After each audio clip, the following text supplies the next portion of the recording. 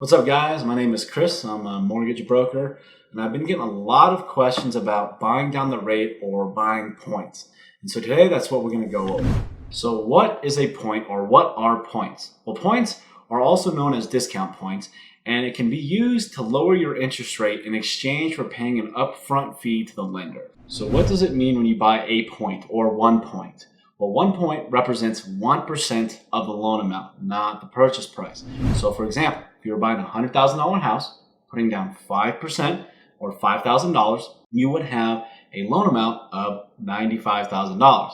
And 1 point would be 1% of that amount, or $950. This $950 would go into your closing costs.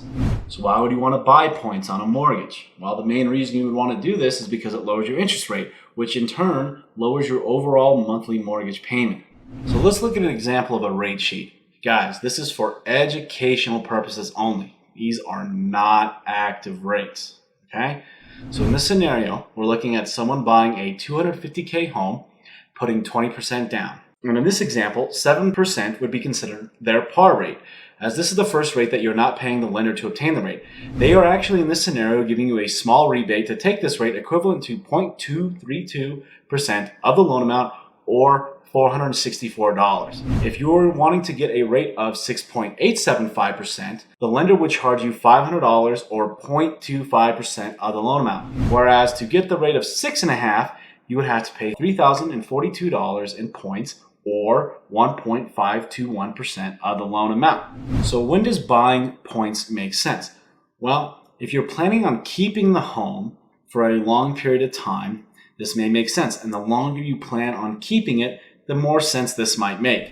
So if you're planning on keeping it for the long haul, mortgage points can lessen the overall cost of the loan, and the longer you stick with the same loan, the more money you'll save when purchasing discount points. So the most important thing to look at when you're trying to decide if you're going to buy points or buy the rate down is what's called the break-even point. Let's take a look back at our rate sheet that we had before so we can help break this down. So at 7%, which is your par rate, the lender is paying you $464, or 0.232% of the loan amount to take that rate, with a principal and interest payment of $13, $30, and 60 cents. So let's say we want to buy the rate down to 6.5% for a cost of $3,042 in points, or 1.521% of the loan amount.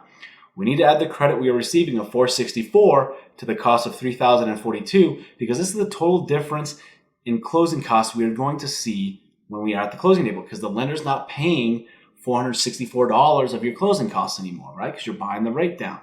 So the total difference here would be $3,506.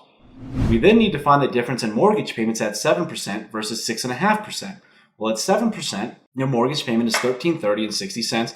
We then minus off the mortgage payment at 6.5% of $12.64.14, for a total monthly difference of $66.46. To find the break-even point, we add the total cost difference of $35.06 by the monthly savings of $66.46. You should come up with 52.75.